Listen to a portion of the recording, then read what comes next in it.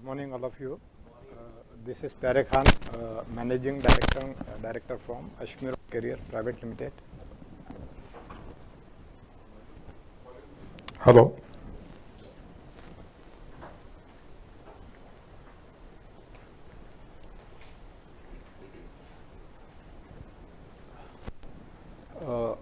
ये बिजनेस मैंने ही स्टार्ट किया है क्योंकि मेरे फैमिली में कोई था नहीं और मेरा एजुकेशन भी नहीं था। मैं कुछ मैट्रिक फेल था।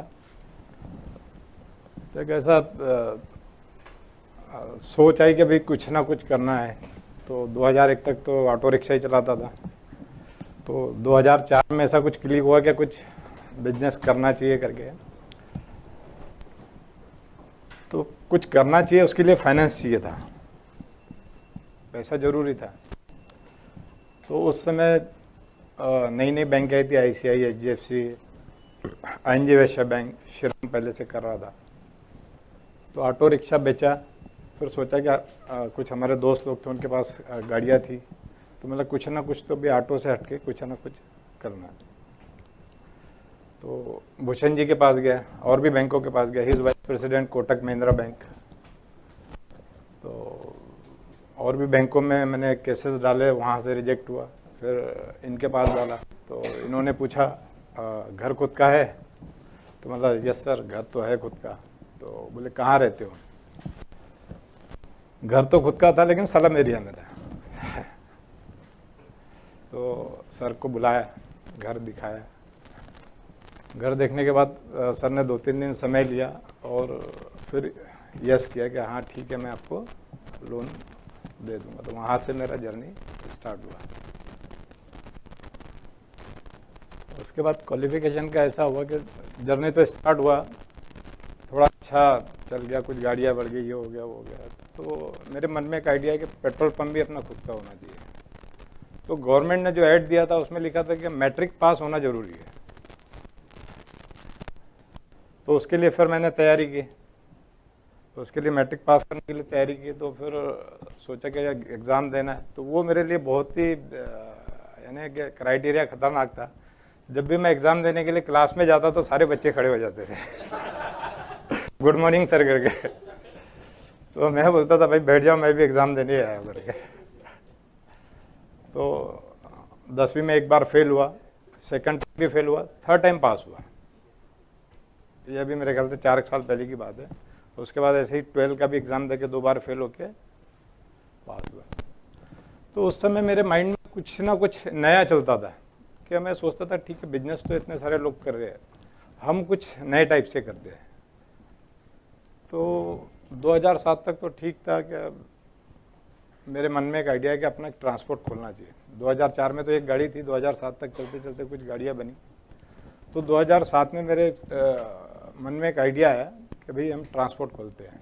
तो एक मैंने ट्रांसपोर्ट खोला। तो बोले नाम क्या दे? तो फिर एक मेरी छोटी बेटी थी अश्मी करके, उसके नाम से मैंने बिजनेस को स्टार्ट किया। तो धीरे धीरे करके एक नए नए आइडिया लगा के काम लेता गया, करता गया, ठीक ठाक चलता रहा, गाड़ियाँ बढ़ती गई। तो 2007 में मैंने कंपनी फॉर्म की, अश्मीर रोड कैरियर प्राइवेट लिमिटेड। पहला गाड़ी लिया 2004 में।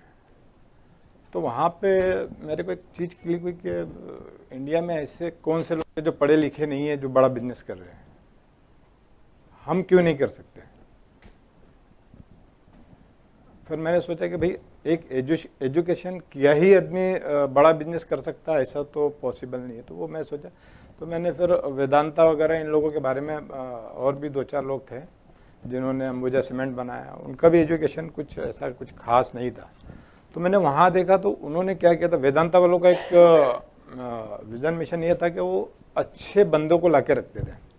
जितने अच्छे जो लोग होते हैं ना, जो हाई क्लास, उनको लाके रखते। तो मैंने वही चालू किया। सबसे पहले मैंने अच्छी कंपनियों से लोग अपने यहाँ लाना चालू किया। तो एक बंदे को TCI से लाया, किसी को इंग्लैंड से लाया, किसी को JM बख्शी से लाया और किसी को दिल्ली आसाम से लाया। फिर बारी आई इनकी। तो इनके लिए मेरे यहाँ आना बहुत बड़ा रिस्क था क्योंकि इनका पैकेज ही 30 लाख रुपए था। अब जब मैंने इनको बोला तो इनकी वाइफ ने कहा कि आप अपने कपड़े लेके चले जाओ करके। तुम कोटक महिंद्रा बैंक छोड़ के एक अश्मी रोड कैरियर में जा रहे हो, जो एक बहुत ही छोटा सा नाम है। जब मेरा टर्नओवर मेरे ख्याल से 64 करोड़ के आसपास पहुंच गया था, 64 करोड़ के आसपास टर्नओवर आ चुका था जब मैंने इनको ये किया। तो इनके लिए भी एक रिस्क लेना बहुत बड़ा ये था कि इनका पैकेज ही 30 लाख का था। तो मैंने बोला आपके तो मेरे पे इतने एहसान से, मैं तो आपके पैसे की तो बात तो मैं कर नहीं सकता, आपको जितना लगे उतना ले लेना। तो इनके लिए मेरे यहाँ एकदम खुला ऑफर था कि भाई आपको पैसे के लिए, क्योंकि पहला लोन ही आपने मुझे दिया है। लेकिन इनकी जो फैमिली थी वो एकदम बोले आप तो अपने कपड़े लेके जाओ, बोले क्योंकि आप इतना बड़ा बैंक छोड़ के, और 28 साल इन्होंने बैंक को दिया है। 28 साल से बैंक में था, एनजी वैश्य बैंक, कोटक महिंद्रा बैंक, अशोक लेलैंड, काफ़ी बैंकों में इन्होंने काम किया। तो मैंने इनको बोला कि मेरे यहाँ मेरे को इतना कुछ तो भी धंधा बिजनेस करते करते समझ आ गई है, लेकिन मेरे को अकाउंट्स की थोड़ा नॉलेज नहीं है। नीचे लेवल पे तो मैं अच्छे से काम कर लेता हूँ, लेकिन अकाउंट्स का मेरे को इतना नॉलेज नहीं है। तो ये बोले यार मेरा तो वहाँ 30 लाख का पैकेज है। मैं बोला आप पैसे का टेंशन मत लीजिए, मैं आपसे पैसे की बात ही नहीं करूँगा, आप सिर्फ आ जाइए। तो उस बीच मेरे लक अच्छे है, इनके लक खराब। इनका ट्रांसफ़र मुंबई हो गया। इनका ट्रांसफ़र मुंबई हुआ। तो मतलब अब क्या इरादा है? तो ये बोले मुंबई तो मेरे को जाना नहीं है। और उधर से वाइफ का प्रेशर, फिर इनके वाइफ को समझाया मैंने, मतलब और कितने साल काम करेंगे? तो बोले इतना इतना साल। मतलब आप टेंशन मत लो, इतने पैसे की सिक्योरिटी मैं लेता हूँ, भगवान ने इतना मेरे को दिया है कि इनकी इतने पैसे की सिक्योरिटी मैं लेता। तो इन्होंने मेरे को बोला कि मैं 2 महीना देखूंगा, क्योंकि ऑफिस भी उतना आपका कारपोरेट लाइक नहीं है, ये नहीं वो नहीं। मैं बोले 2 महीना देखूंगा।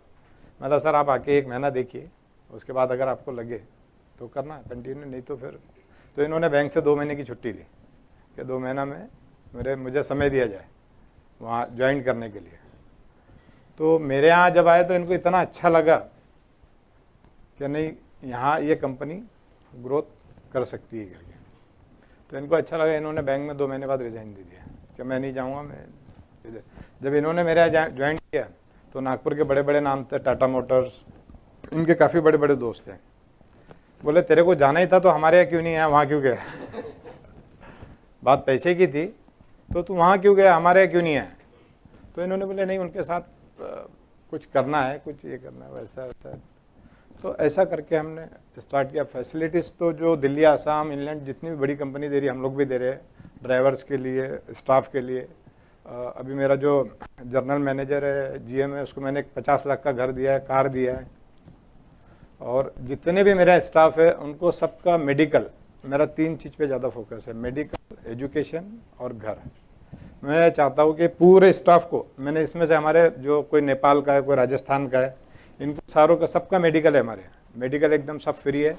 रहने के लिए मैक्सिमम लोगों को हमने भी घर दिया, किसी को फ्लैट दिया है, किसी को बंगलो दिया है और देना चालू। अभी हम लोग ड्राइवरों के लिए 3 एकड़ हमने जगह खरीदी है, जिसमें हम लोग ड्राइवरों के बच्चों के लिए स्कूल खोल रहे हैं और उनके लिए घर बना रहे हैं ड्राइवरों के लिए। और स्टाफ के लिए तो मैंने बना दिया है, जो बाहर के स्टाफ है उनको मैंने यहाँ घर दिया है। और जो हमारे जो बड़े स्टाफ है जो अच्छे, तो जहाँ मेरे बच्चे पढ़ रहे हैं वहाँ उनके बच्चों को पढ़ा रहा हूँ मैं। जैसा मेरा जो जनरल मैनेजर है और भी जो एक अभी आरपीजी ग्रुप से एक बहुत बड़ा आदमी लिया है मैंने, उनके भी बच्चों को एजुकेशन में वहीं करवा रहा हूँ। तो मैंने इनसे कहा है कि भाई आपको यहाँ हर चीज़ मिलेगी, आप उसका बिल्कुल टेंशन ना लें।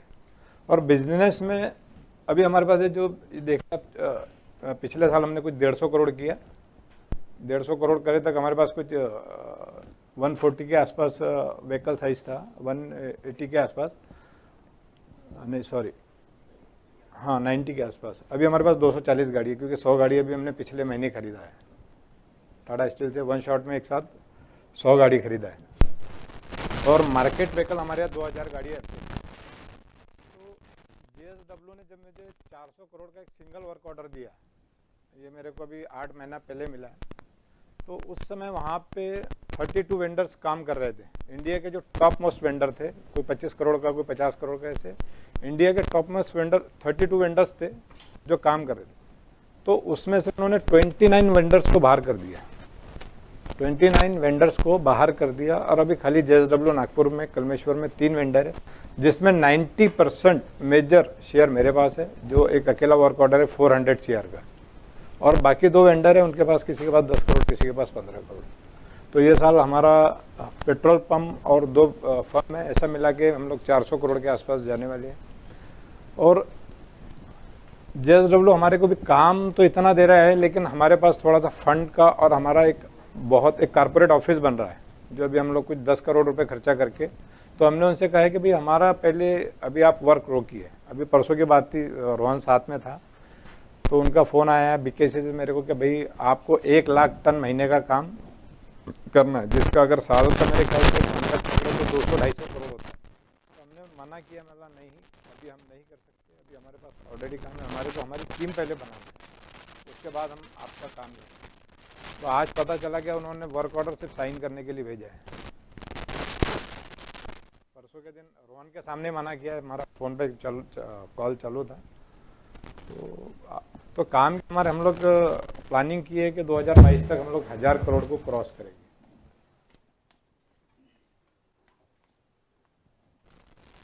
और सिस्टम तो ERP का सिस्टम लिया है, लेकिन यहाँ से जाने के बाद हेलो हेलो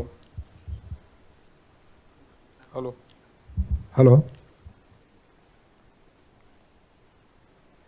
ये मेरा पहले मैं डायरेक्ट सभी कुछ देखता था, कभी ड्राइवर से भी बात कर लिया, कभी सबसे। तो यहाँ आया था मैं जुलाई 2018 में आया था।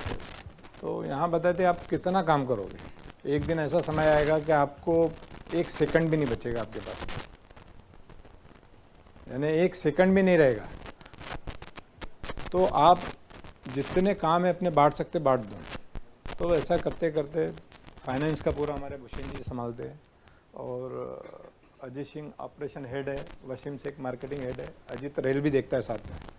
और रेल का कंसेप्ट हमने आउटवर्ड इंडिया में JSW के साथ फर्स्ट हम है जिन्होंने आउटवर्ड कोई ट्रांसपोर्टर करता है। JSW का भी बीच में 1600 करोड़ का रेल के साथ एग्रीमेंट हुआ। तो जब मैं नेक्स्ट टाइम आया था यहाँ IIM में, तो हमने एक मेल शूट किया उनको कि आप जो रेट में कर रहे हैं उससे 100 रुपये में हम कम करके देंगे। तो वहाँ भूचाल आ गया कि भाई हम तो रेलवे के साथ 1600 करोड़ का काम करते हैं, आपने ऐसा क्या नया लेके आया कि जो तुम 100 रुपये हमसे कम में कर देंगे। वहाँ उत्तम रामानी जी देखते हैं, जो काफ़ी 20 साल से JSW में देख रहे। तो उनकी टीम ने मेरे को वहाँ बुलाया, जब तक मेरे को 400 करोड़ का काम फाइनल हो चुका था। और वो ऐसा विश्वास नहीं है, ऐसा बोल भी नहीं सकते थे कि हम तुमको नहीं देंगे, क्योंकि मैं उनका आउटवर्ड रेल कर ही रहा था। उन्होंने ऐसा कहा भी नहीं। तो उन्होंने बोला भाई ऐसा क्या है तुम्हारे पास कि आप बताए कि तुम हमारे जो पुराने रेट है उससे भी 100 रुपये, क्योंकि हमने तो रेलवे को 1600 करोड़ का काम दिया है, रेलवे हमको क्यों नहीं दे रहा। तो मैंने उनको समझाया कि सर आप स्टेशन टू स्टेशन देखते हैं, आपने डोलवी से कलमेश्वर देखा, उनका डोलवी से कलमेश्वर भी 55,000 टन कुछ मटेरियल आ रहा है, वो मैं ही करता हूँ, उनका हैंडलिंग भी मैं करता हूँ। और आउटवर्ड जो बाय रोड 55,000 टन जाता है वो भी करता हूँ, और इंटरनल 80,000 टन का शिफ्टिंग है प्लांट टू प्लांट। यानी ऐसा नागपुर में मैं उनका 1,80,000 90,000 पर मंथ करता हूँ, पहले जो कि 32 लोग मिलके भी नहीं करते थे। आज हम लोग 1,80,000 1,90,000 टन उनका काम करते। तो उनको बताया मैंने कि भाई आप जिस स्टेशन पर ले रहे हो वो रेलवे ने बेंचमार्क में है। तो बोले आप कैसे ले जाएंगे। तो जिस स्टेशन पे मतलब बेंचमार्क नहीं, हम वहाँ रेल लेके जाएंगे और वहाँ से आपको ला के देंगे, और आपकी जो कॉस्टिंग है उसमें हम आपको 100 रुपये बचा के देंगे। तो अभी ये 2 दिन पहले ही ये किया है कि उनका इंदौर में मटेरियल नहीं उठ रहा था, वो तुरंगलू से रैक भेज रहे थे इंदौर। तो हमको उन्होंने ऐसा कुछ भी दिक्कत आई तो वो इंडिया में पहले हमको पूछते कि भाई इसका कुछ सोल्यूशन बताओ। तो हमने उनको बताया कि आप रैक को नागपुर भेज दो और जो आपका रेट चल रहा है उससे कम में हम कर देंगे। तो उन्होंने 2 रैक अभी पिछले 15 दिन में भेजा, 5,000 टन माल मैंने उठा के एकदम ईजी भेज दिया, और उनका जो रेट चल रहा था 1650 रुपये, उसमें 50 रुपये और कम कर दिया। तो वो वही बोल रहे थे कि भाई अब इसको कंटिन्यू करते रहो तुम। तो मैंने बोला अभी हमारा उतना ये नहीं है, हम काम जरूर करेंगे आपको। और पहले शुरू में फ़ंड की तकलीफ है, आज हमारे पास फ़ंड की तकलीफ नहीं है। अभी हमको 30 करोड़ रुपये कोटक महिंद्रा बैंक ने दिया है, और सारी बैंकें हमारे को जैसा सर बोल रहे थे कि फ़ंड के लिए, तो फ़ंड के लिए मैंने इन्हीं को पकड़ के लेके आया है, मतलब मास्टर है ये बैंक में थे। तो इन्होंने ऐसा चक्कर चलाया कि हमारे आज करोड़ों रुपए बच गए। जो मेरा लिमिट 13.5% पे चलता था वो आज 9% पे। बैंकर इनसे मेरे को उतना समझता नहीं था, बैंकर मेरे से कुछ भी रेट लगा देते क्योंकि बड़ा लिमिट था, इतना कुछ भी लगा के ठोक देते थे। आज मैं बैंकर से कभी नहीं मिलता, बैंकर को इन्हीं से अपॉइंटमेंट लेना पड़ता है, ये बात करते हैं और ये फाइनल करते हैं। तो एक अच्छा आदमी रखने से आपका पैसा, आप लगता है आपको कि पैसा ज़्यादा जा रहा है। ट्रांसपोर्ट इंडस्ट्रीज में किसी की सोच नहीं है 35 लाख रुपए मेरे छोटे लेवल पे, बड़ी कंपनी का तो टीसीआई, दिल्ली, आसम इनका छोड़ दो, लेकिन मेरे जैसी कंपनी का 35 लाख रुपए रखने वाला बंदा, ये सोच बहुत कम लोगों की होती। तो मैंने अभी जितने भी जो बंदे ले आ रहा हूँ तो मैं सब बड़े ही बंदे ले आ रहा हूँ। तो ये मेरा एक छोटा सा स्टोरी था।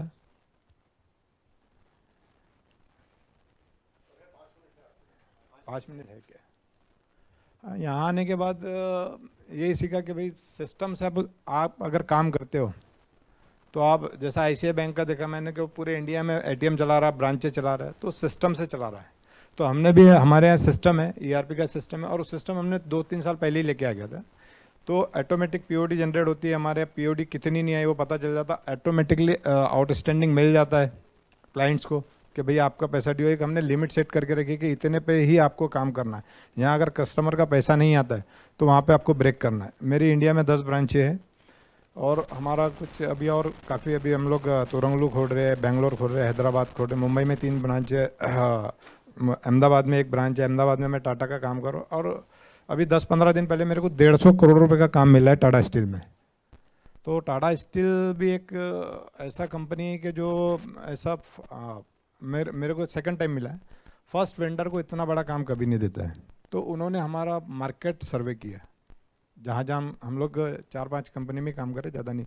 हम लोग केएसए इंटरनेशनल के साथ काम करते हैं, स्टील अथॉरिटी ऑफ इंडिया के साथ काम करते हैं, जेएसडब्ल्यू के साथ हमारा सबसे बड़ा काम है, और सेकंड नंबर पे हमारे पास आरपीजी ग्रुप है। अभी टाटा का जस्ट 7-8 दिन पहले हमको 150 करोड़ का काम मिला है नागपुर में, नागपुर से मुंबई और गुजरात के लिए। तो उन्होंने हमारा सर्वे किया, सर्वे करके उन्होंने हमको काम दिया। तो फर्स्ट नंबर पे श्योतल में मिस्टर परेश वेदे, इनको जानते हैं, उनको मिला है। सेकंड पोजीशन पे मैं हूँ, और थर्ड पे Delhi, Assam and others company है।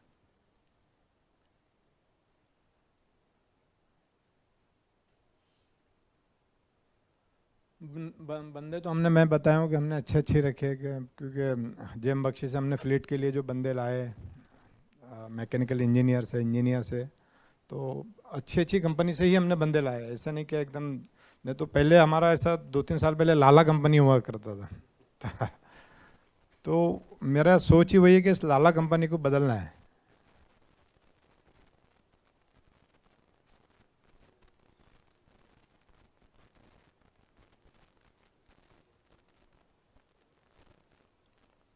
ये सब तो पीओटी पेंडिंग है, वो तो सब। ईआरपी का सॉफ्टवेयर भी हमने ऑनलाइन लिया। मेरी सारी ब्रांचेज, जैसा आज गाड़ी लगाया तो वहीं से सिस्टम में वो अपलोड कर देंगे ऑटोमेटिकली। यहाँ नागपुर सिस्टम से एडवांस चला जाता, हमारा ऑनलाइन है पूरा इंडिया में, कहीं से भी गाड़ी लगे तो बराबर एकदम एडवांस नागपुर से जाता है। एक कंट्रोलिंग मैनेजर है जो सारे ब्रांचों को देखता है।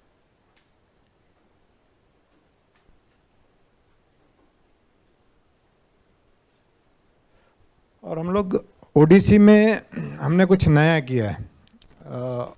ओवर डायमेंशन कार्गो जो हम लोग 1 टन से लेके 300 टन तक लेके जाते हैं।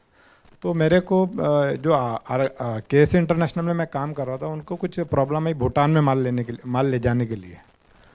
तो मैं सांगवी क्रेन्स का काम ऑलरेडी करता था, ओडीसी का मेरे को थोड़ा बहुत नॉलेज था, मेरे पास हाइड्रोलिक एक्सेस भी थे।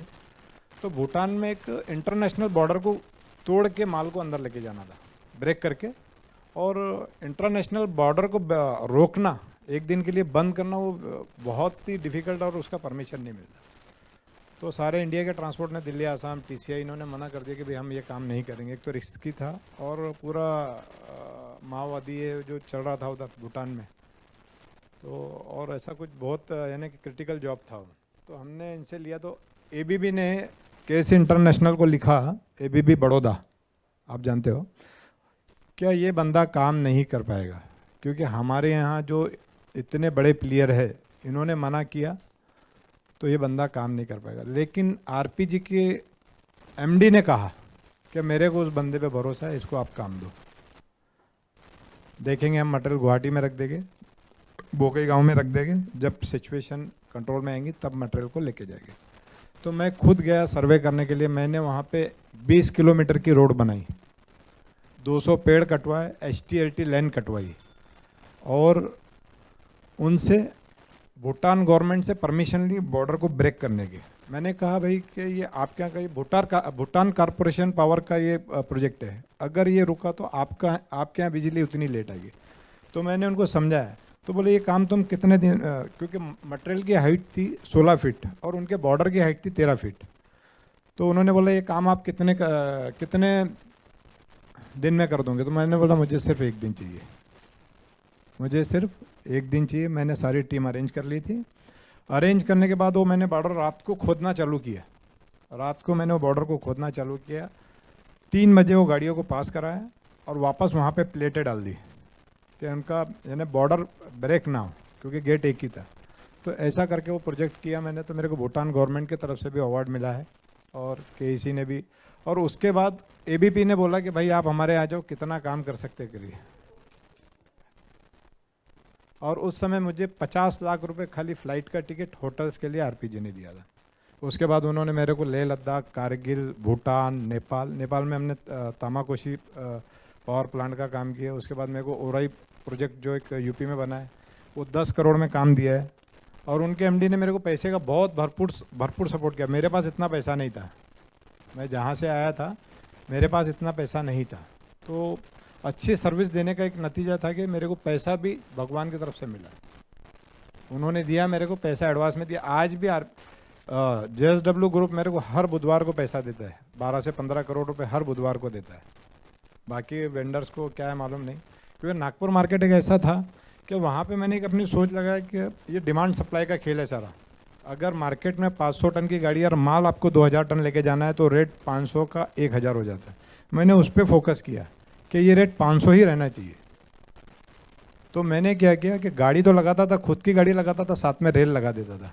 रेल लगाते से एक साथ एक ट्रेन में 2700 टन माल चला जाता था। तो उससे वो मार्केट नीचे आ जाता था, क्योंकि उतनी गाड़ियों की ज़रूरत नहीं पड़ती थी। तो आज हमने 2 साल से नागपुर JSW का मार्केट को एकदम स्थिर करके रखा है, रेट बढ़ने नहीं दिए। हम भी पैसा कमा रहे हैं, उनका भी लॉस। और JSW का मेरे काम करने के पहले 32 वेंडर काम करते थे, 37,000 टन उनका डिस्पैच था। आज 67,000 टन है, 3 लोग काम कर रहे हैं। और JSW ने इसके लिए मेरे को अवार्ड दिया कि भाई तुम्हारे आने से 1800 करोड़ का सेल बढ़ा है और आज पैन इंडिया आप कहीं भी काम कर सकते हो।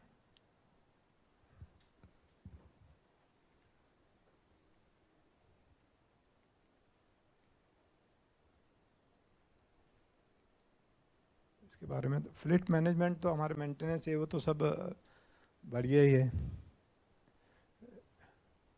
ये इन्वेंट्री का हम लोग ने जैसा सॉफ्टवेयर डाला, इन्वेंट्री जब हमको पता चल जाता है कितने टायर है डेली, कितने आ रहे जा रहे, इन्वेंट्री हमारे पास कितना है वो, यानी कि हमको पता रहता है कि अभी मार्केट में हमारा कितना पैसा है। डेली हमारे को रिपोर्ट आती है, MS रिपोर्ट आती है कि डेली इतना आउटस्टैंडिंग है, इतना हो गया, इतना लेना है, ये डेली हमारे को पता चलता रहता है। और ये एक मेरा छोटा सा वीडियो दिखाना चाहूँगा आपको।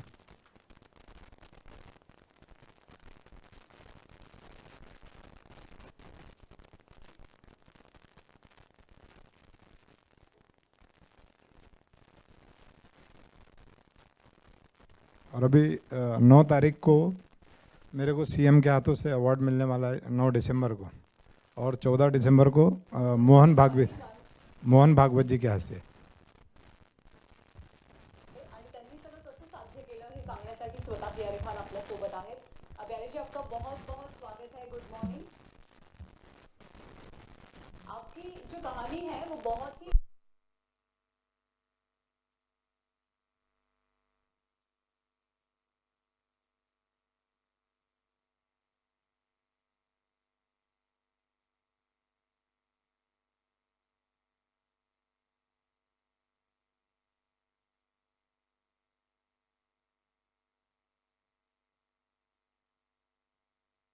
पता चला कि हमने कुछ किया। मैं तो ऐसा कोई यानी कि इसमें कुछ कर ही नहीं रहा था, मैं अपना सिर्फ काम कर रहा था।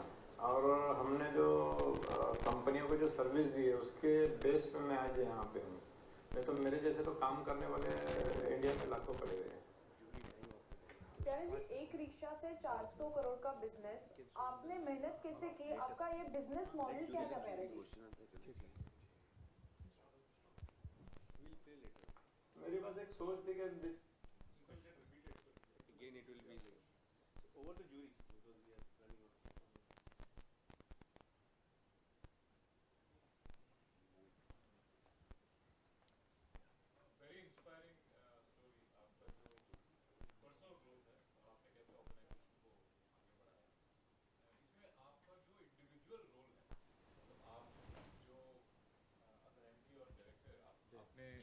जो मेहनत की है, जो कंट्रीब्यूशन किया है, वो काफ़ी ज़्यादा है। अब आपकी कंपनी बड़ी हो रही है, जी सर, तो आपका जो लीडरशिप नेक्स्ट जो टीम होगा जो इसको आगे ले जाएगा, इसके बारे में आपने सोचा है? आपका जो हाँ ऑर्गेनाइजेशन बिल्कुल उसके बारे में ही मैं सोच रहा हूँ, इसलिए तो इतने बड़े बड़े बंदे ले आ रहा हूँ, क्योंकि जो चीज़ मैं नहीं कर सका वो उनके थ्रू मैं करूँ। जैसे आपने अभी बताया ये भूटान इंटरनेशनल जी। बॉर्डर, आप पर्सनली वहाँ गए? हाँ मैं पर्सनली गया। अभी तो मेरी टीम काफ़ी तैयार हो चुकी है, अभी तो हम लोग इंडिया में कहीं भी जाके काम कर सकते हैं। और सबसे बड़ी बात होती है कि रेल का जो 3rd माइल करना, मैं अभी नागपुर में बैठा हूँ, 1st माइल 2nd माइल कोई भी कर लेगा क्योंकि मैं नागपुर में बैठा हूँ, लेकिन तीसरे डेस्टिनेशन पे जाके 8 घंटे के अंदर माल उठाना वो सबसे बड़ा बिग चैलेंज, क्योंकि रेलवे सिर्फ 8 घंटे देता है आपको मटेरियल खाली करने के लिए और 20 घंटे उस साइडिंग से मटेरियल उठाने के लिए, तो वो सबसे बड़ा सर चैलेंज है। और आज हम वो उसमें हम लोग इतना मास्टरी हो गया हमारा कि हम लोग वो आराम से पैन इंडिया कर रहे हैं। हमने गुवाहाटी में किया है, हमने बेंगलोर में किया है, हमने हैदराबाद में किया है, हमने चेन्नई में किया है, हमने गाज़ियाबाद में किया, हमने दिल्ली में किया, हमने लुधियाना में किया है, तो अभी हम लोग मुंबई में भी किया है। तो आपकी जो फर्स्ट लेवल जो लीडरशिप है, जी। आपके जो नेक्स्ट रिपोर्ट करते हैं, उनको हैंड पिक करने की जो जिम्मेदारी, मतलब आप खुद करते हैं, खुद इंटरव्यू लेते हैं, नहीं। खुद लोगों को लेते हैं? नहीं नहीं मैं इतना पढ़ा लिखा नहीं हूँ कि उनका इंटरव्यू लूँ। इंटरव्यू भूषण जी लेते हैं, अजय सिंह लेते हैं, अच्छा। वो देखते हैं बंदों को, क्योंकि मैं उनसे मेरे नीचे के बारे में पूछ, उनके एजुकेशन के बारे में मेरे को तो IIM क्या है ये भी नहीं पता था। मेरे को जब फर्स्ट टाइम मैंने बोला ये IIM क्या होता है करके। Good, thank you. जी सर।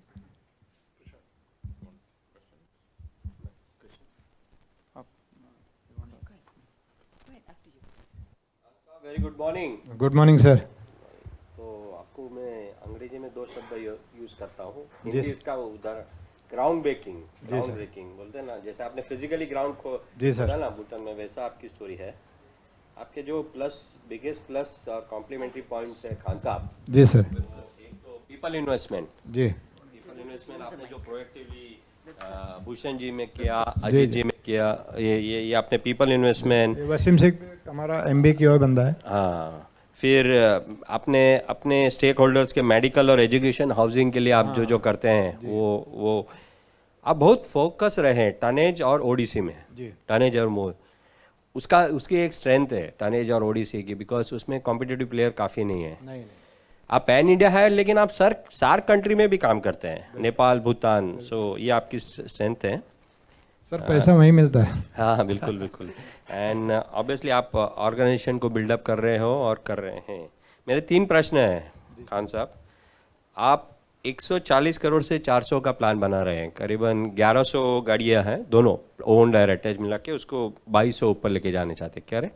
क्या आप एक पॉइंट बताइए जिससे आप 140 से 400 जाएंगे और 1100 एक्चुअली से 400 करोड़ का वर्क ऑर्डर ही है मेरे पास Already और- work order। हाँ, वर्क ऑर्डर ही मेरे पास है और उतना काम मैं कर सकता क्योंकि मेरे पास रेल है। अच्छा, very रेल में good। मैं कितना भी टनेज उठा तो सकता हूँ। आप ये 400 करोड़ को 800 करोड़ का क्या प्लान है, आप वो बताइए। 800 करोड़ का तो नहीं, बट जो ग्रोथ आपने बिल्कुल आप 150 से 400 करोड़ का ऑर्डर प्लान है ऑलरेडी, तो आपका ग्रोथ प्लान क्या है, नेक्स्ट नंबर क्या है? नेक्स्ट तो हमारा है कि 1000 करोड़ करना 2022 में।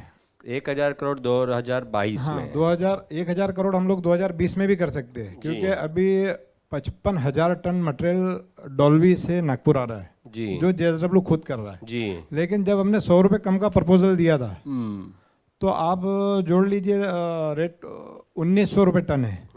1900 रुपये टन से आप कॉस्ट पकड़ लीजिए, 55,000 टन की ठीक मंथली। है, ठीक है, ठीक। तो वही कुछ 3 साल का अगर कॉन्ट्रैक्ट देखे तो मेरे ख्याल से 250-300 करोड़ ऐसा कुछ था। तो 250-300 करोड़ का वर्किंग कैपिटल मैनेजमेंट एंड वो एक अपने आप में एक मायना रखता है। तो आपने एक पॉइंट भी बताया, मैनेजिंग फाइनेंस, करेक्ट? तो क्या क्या क्रिटिकल एस्पेक्ट्स है जो आप 1000 करोड़ से 2200 करोड़ तक जाएंगे, तो मैनेजिंग फाइनेंस में टॉप मोस्ट क्या है आपके? फाइनेंस में ऐसा था सर कि क्योंकि आज हर बैंक को 125% कोलेटरल चाहिए। तो ये चीज़ हमारे हेलो ये चीज़ हमारे दिमाग में थी। अभी हम 14 करोड़ से 30 करोड़ गए जी मेरे पास कोलेटरल उतना ही था। मैंने बैंकों को बोला जी कि मैं आपको कोलेटरल बढ़ा के दे नहीं सकता, जी। आपको करना है करिए। फिर भूषण जी ने उनसे बात किया तो जो हमारा 100% था, 100 से 80 आया, 80 से 70 आया, 65 आया। जी आज हमको कोटक महिंद्रा बैंक ने 40% कोलेटरल पे 30 करोड़ दिया है। जी। तो जो 14 करोड़ की लिमिट मेरी 40% में चल रही थी, आज 30 करोड़ की आ गई। इसके बाद JSW ने मेरे को अभी जो 1 लाख टन का इंदौर का काम करने के लिए बोला, तो मैंने बोला भाई मेरे पास पैसा नहीं है।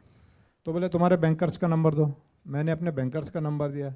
उन्होंने उनको बोल दिया कि इसकी 50 करोड़ की LC खुलवाइए, हम आपको पेमेंट करेंगे। मेरे को बैंक से फ़ोन आया कि भाई JSW ने बोला है आपकी 50 करोड़ की LC हम खोल रहे, आप काम के लिए मना मत करो।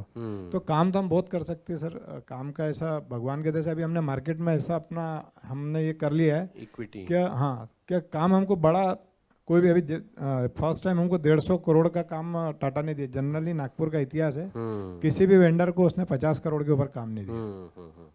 तो खान साहब, एक तो ग्रोथ आपने बता दिया, कोई डाइवर्सिफिकेशन के बारे में सोचा है टनेज और ओडीसी के अलावा? हम लोग कोल में जाने का सोच रहे हैं। ओके। और ट्रेन में हम लोग और भी बड़ा करने का सोच रहे हैं। आप जरा उसको विस्तार में बताएंगे, और भी बड़ा को? बड़ा यानी कि अभी हम लोग जैसा बेंगलोर वगैरह कर रहे हैं, तो अभी हम सोच रहे हैं कि पैन इंडिया से हम लोग, क्योंकि ट्रेन का हमको इतना नॉलेज हो गया कि कंपनी क्या करती है। कंपनी को जैसा भी आप देखिए ACC के दिमाग में है कि मेरे को मुंबई माल भेजना है, मुंबई अगर कलम्बोली भेजना है तो वो सिर्फ कलम्बोली का ही इंजन लगाएगा। लेकिन हमारे पास आइडिया ये है कि अगर कलम्बोली मटेरियल लेके जाना है तो हम उसको 3 साइडिंग से जोड़ के सबसे सस्ता कौन सा पड़ेगा वहाँ लेके जाएंगे, और वहाँ ले जाके हम माल क्लाइंट को वहीं देंगे जहाँ उसको थर्ड पार्टी यानी थर्ड एड्रेस पे जहाँ चाहिए, डोर टू डोर जो डिलीवरी चाहिए। तो हम लोग उसमें दिमाग लगाते। तो ये हमने JSW के साथ वो प्रैक्टिस किया, तो वो आज हमारे पैन इंडिया काम आ रही। हम उनको पैसा भी बचाते थे काम। अभी जैसा इंदौर में उनको होना था, तो इंदौर का रेट था उनका 1650 रुपये, हमने वही रेट 1550 रुपये कर दिया या 1600 रुपये कर दिया, और उनको ईजी डिलीवरी मिल रही। वहाँ पे वो फेल हो रहे थे क्योंकि जब तक उनका मटेरियल डिस्पैच नहीं होगा तब तक उनका सेल नहीं होगा। तो इस पर हमारा ज़्यादा फोकस है कि क्लाइंट का भी देखिए, 25 तारीख से 30 तारीख के बाद सबसे ज़्यादा माल आता है, और वहाँ पे 80-90% ट्रांसपोर्टर फेल हो जाते। तो उसी पे हमने सबसे ज़्यादा फोकस किया कि भाई अगर कस्टमर का सेल होगा तो तभी वो हमारे को करीब रखेगा। तो हम तो उनको बोलते हैं जितना ज़्यादा माल दो उतना हमारे लिए अच्छा है। अगर 10,000 टन दिया तो वेल एंड गुड, छोटा माल तो हम रोड से उठा देते हैं। तो ऐसा 2 साल में उनको कभी ऐसी दिक्कत नहीं आई। Yes sir. थर्ड माइल, जी जी, यस सर, थर्ड माइल क्योंकि हम लोग वहाँ नहीं होते। एक्चुअली कैसा रहता है कि एक डेस्टिनेशन है नागपुर से बेंगलोर, अगर कंटिन्यू चल रही है लाइन तो मैं एक बार इंफ्रास्ट्रक्चर वहाँ रख दूंगा, पूरा वो सब कर दूंगा। लेकिन हम लोग हर बार नया डेस्टिनेशन यूज़ करते हैं, तो वो एक अपने आप में एक अलग वेरिएबिलिटी है। हाँ, अगर मेरे को नागपुर बेंगलोर ही चलाना है ट्रेन तो कोई दिक्कत नहीं है। नागपुर बेंगलोर ही अगर मेरे को ट्रेन चलाना है तो मैं तो एक बार वहाँ क्या ज़रूरत है, 6 क्रेन की ज़रूरत है, 20 गाड़ी की ज़रूरत है, रख दिया। लेकिन हम लोग उनका माल आज बेंगलोर निकलेगा, कल चेन्नई निकलेगा, परसों दिल्ली निकलेगा, गाज़ियाबाद निकलेगा, कहाँ कहाँ निकलेगा ये पता नहीं रहता। जिस समय ज़्यादा वॉल्यूम में आ गया, अगर आ गया 3000 टन तो भाई लगा दो रेक। तो वो ऐसा करके हम लोग पैन इंडिया उनका प्लान करते हैं, और अभी धीरे धीरे हमारा उसमें एक्सपर्टी हो गया है। Yes sir, thank you.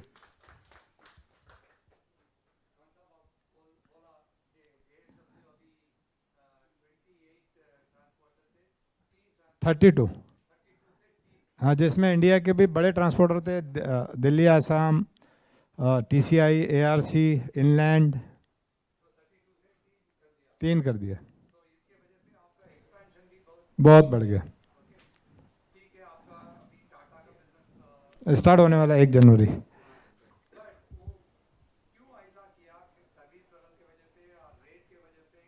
दोनों लेवल सर, रेट सर्विस।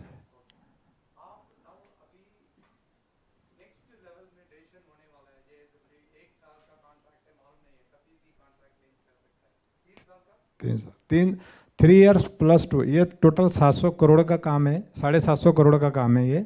लेकिन उन्होंने बोला, उनकी टीम ने, सज्जन जी की टीम ने बोला कि पहले हम, मेरे को 1.5 साल तक वो ट्राई कर चुके हैं, 1.5 साल में हमारा एक भी बार मटेरियल ओपन नहीं हुआ। उनके गाइडलाइंस है कि 24 घंटे में या 48 घंटे में आपको इतना मटेरियल डिस्पैच करना है। तो 1.5 साल में हमने एक भी समय ऐसा नहीं आने दिया कि उनको तकलीफ हो कि 1.5 साल में मटेरियल किसी दूसरे ट्रांसपोर्टर को देना पड़े। उसके बेस पे उन्होंने क्या किया, 4 जोन बनाए। पहले ऐसा था कि अलग अलग 500 डेस्टिनेशन का अलग अलग ट्रांसपोर्टेशन होता था। उन्होंने हमको बुलाया कि भाई इसको कैसा करना, तो हमने उनको बोला कि भाई आप इसको east west north south zone wise बांट दीजिए। तो जैसे ही उन्होंने जोन वाइज बांटा तो कुछ ट्रांसपोर्टरों ने मना कर दिया कि भाई हम इतना बड़ा वॉल्यूम नहीं कर पाएंगे क्योंकि हमारा इतना ये नहीं। तो कुछ तो उसी से बाहर हो गए और उनको हमारे पे फेज ज़्यादा था। कुछ जगह शायद हम लोग L1 नहीं थे, लेकिन उन्होंने हमको L1 से मैच करवा के, क्योंकि कंपनी L1 से ज़्यादा रेट नहीं दे सकती, तो उनको हमारे पे भरोसा था, तो उन्होंने कुछ रेट्स L1 से मैच करवा के वो काम पूरा साउथ और पूरा नॉर्थ मेरे पास है। अभी एक्चुअली 2018-19 में आपका एक्सपेंशन बहुत बड़ा है। जी सर। अभी क्या क्या ऑपरेशनल कंट्रोल में आप बताए नहीं प्रेजेंटेशन में, नहीं, हम क्या हाँ, क्या कर रहा है to maintain the service level consistently? नहीं तो हमारा देखिए पीओडी सबसे पहला होता है कि पीओडी LR सिस्टम में बुक होना, क्योंकि रोज़ की मेरी 100 LR फटती है। तो 100 LR सबसे पहले सिस्टम में जाती है कि आज 100 गाड़ी लगी है। तो 100 गाड़ी जैसे सिस्टम में दिखती है तो मेरा जो अकाउंट्स डिपार्टमेंट है उस 100 गाड़ी का एडवांस जनरेट करता है। वो 100 गाड़ी की पीओडी कितने दिन में आना चाहिए, वो हमारे सिस्टम में एक डेट फिक्स है कि इतने दिन में इस पर्टिकुलर डेस्टिनेशन से आपको पीओडी आना है। नहीं तो मेरा बिलिंग साइकिल अगर लेट हो गया तो मेरे पास पैसा नहीं रहेगा। तो हमने एक पूरा एक सिस्टम बना के रखा है कि भाई इतने दिन में ये गाड़ी यहाँ पहुँचेगी, इतने दिन में इसका पीओडी आएगा और इतने दिन में ही बिलिंग होना। अगर उतने दिन में पीओडी नहीं आया तो हम लोग ट्रांसपोर्टर को पेनलाइज करते पर डे 100 रुपये। तो उस डर के वजह से वो एक जो हमने उनको टाइमिंग दिया है कि इतने दिन में ही पीओडी लेके आना है, तो पीओडी बराबर लेके आता है उतने दिन में, नहीं तो उसको पता है कि उसका 100 रुपये कटेगा। और हमारे यहाँ के स्टाफ को एक गाइडलाइन दी गई है कि भाई आपको इसका बिल इतने दिन में जनरेट करना है। पीओडी आने के बाद एक हमारा प्रोसेस होता है, पीओडी आने के बाद सिस्टम में वो उसका ये होता है कि भाई इसका पीओडी आ गया है, सिस्टम में चला जाता है और उसका 2 दिन के अंदर अंदर वो बिल क्लाइंट को चला जाना चाहिए। जैसे क्लाइंट को बिल जाता है तो सिस्टम ऑटोमेटिकली उसका आउटस्टैंडिंग जनरेट करता है और जो डेट है उसकी ड्यू डेट पे ऑटोमेटिक सिस्टम ही भेज देता है। एक रिपोर्ट हमको आती है, एक क्लाइंट को जाती है। तो हमने ऐसा हर क्लाइंट के लिए एक डेट बना के रखा है कि भाई आपका इतने वर्क ऑर्डर में लिखा रहता है कि 30 दिन बाद 30 डेज पेमेंट रहेगा या 25 डेज में पेमेंट रहेगा या इतने दिन में पेमेंट रहेगा। तो उसके हिसाब से हमने सारा प्रोसेस करके रखा है। ठीक है, धन्यवाद। Thank you. प्यारे खान जी, आपका प्रेजेंटेशन बहुत ही इंस्पायरिंग था। जैसे सबने कहा, inspiring is the word that comes to mind. आप अपनी कंपनी को पब्लिक ले जाना चाहेंगे कभी? आप आईपीओ के बारे में कभी सोच रहे हैं? हाँ, आईपीओ के बारे में सोचा तो है, लेकिन अभी हमारा एक अबू धाबी बैंक करके दुबई का, उनके साथ हमारा कुछ तो भी चल रहा है। उन्होंने बोला है, शायद इनकी बातचीत भी चालू है, कोटक वाला, कि भाई मार्केट से जो छोटे छोटे लोन अभी हमारे पे, नहीं तो भी 100 करोड़ का लोन होगा, 100 करोड़ के आसपास हमारे पे लोन है। तो वहाँ पे उन्होंने बोला है कि भाई ये छोटे छोटे लोन आप क्लियर करो, जैसा ICICI से, HDFC से, और हम आपको एक ही बड़ा लोन दे देंगे। तो उसके लिए 22 दिसंबर को मैं दुबई भी जा रहा हूँ। अभी आईपीओ लाइक मेरे यहाँ उतनी टीम नहीं है। नहीं, that's really very good because that is the next level. अगर बढ़ाना है हाँ, तो फिर बिल्कुल बढ़ाना है। अभी 100 उसका एक क्राइटेरिया है मैम, 100 करोड़, तो 100 करोड़ से तो हमारा तो ज़्यादा हो ही गया है। Okay. और जैसे आपने कहा कि 2022 तक आप 1000 करोड़ करना चाहते हैं, और सबने आपने ये उसको बता भी दिया है कि टुवर्ड्स दिस आपको क्या क्या करना है और आपने क्या प्लान किया है। मेरा एक ही क्वेश्चन है कि सबसे बड़ा चैलेंज इसमें आपके लिए क्या होगा? इसमें मैम देखिए, सबसे बड़ा चैलेंज है कि मेरा टीम अच्छा होना चाहिए। मेरा टीम अगर अच्छा है तो कोई चैलेंज नहीं है। लोग 10-10 हज़ार करोड़ का टर्नओवर कर रहे हैं, क्योंकि उनका टीम अच्छा है। मेरा अगर टीम अच्छा रहेगा तो कोई चैलेंज नहीं है, अगर टीम बेकार रहेगा तो फिर 100 करोड़ करना भी बोले तो एक बहुत बड़ा चैलेंज होता है।